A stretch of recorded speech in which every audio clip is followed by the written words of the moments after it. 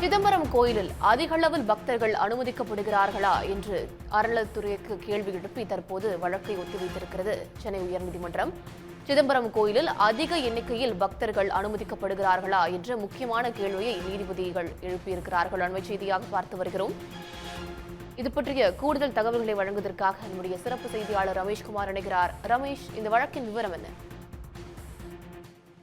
சிதம்பரம் நடராஜர் கோவில்ல கனகசபை மீது நின்று பக்தர்கள் தரிசனம் செய்ய அனுமதி அளித்து பிறப்பிக்கப்பட்ட அந்த அரசாணை எதிர்த்து சென்னை உயர்நீதிமன்றத்துல வழக்குகள் எல்லாம் தாக்கல் செய்யப்பட்டிருக்கிறது.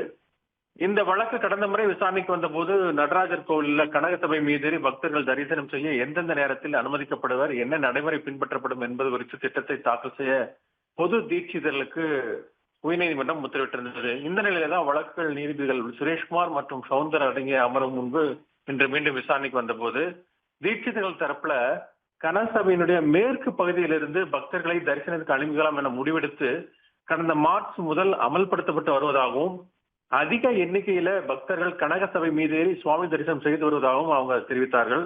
ஆனால் தீட்சிதர் தரப்பில் செய்யப்பட்டுள்ள ஏற்பாட்டின் அடிப்படையில் அதிக எண்ணிக்கையில் பக்தர்கள் கனகசபை மீதேறி தரிசனம் செய்ய முடியாது என அறநிலையத்துறை தரப்புல தெரிவிக்கப்பட்டது.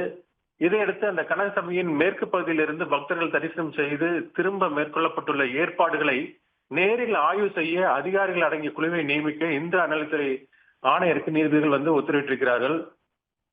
இந்த குழுவினர் வார நாள், வார விடுமுறை நாள், விழா நாள் என்ற 3 நாட்கள் நேரில் ஆய்வு செய்து தீட்சிதர்களுடைய தற்போதைய திட்டம் சிறப்பாக செயல்படுகிறதா, அதிக எண்ணிக்கையில பக்தர்கள் கனகசபை மீது ஏறி தரிசனம் செய்ய அனுமதிக்கப்படுகிறார்களா அல்லது பக்தர்கள் இடையூறுகளை சந்திக்கிறார்களா என புகைப்பட ஆதாரங்களோடு ஆகஸ்ட் 20ஆம் தேதிக்குள் அறிக்கை தாக்கல் செய்ய நீதிபதிகள் உத்தரவிட்டிருக்கிறார்கள்.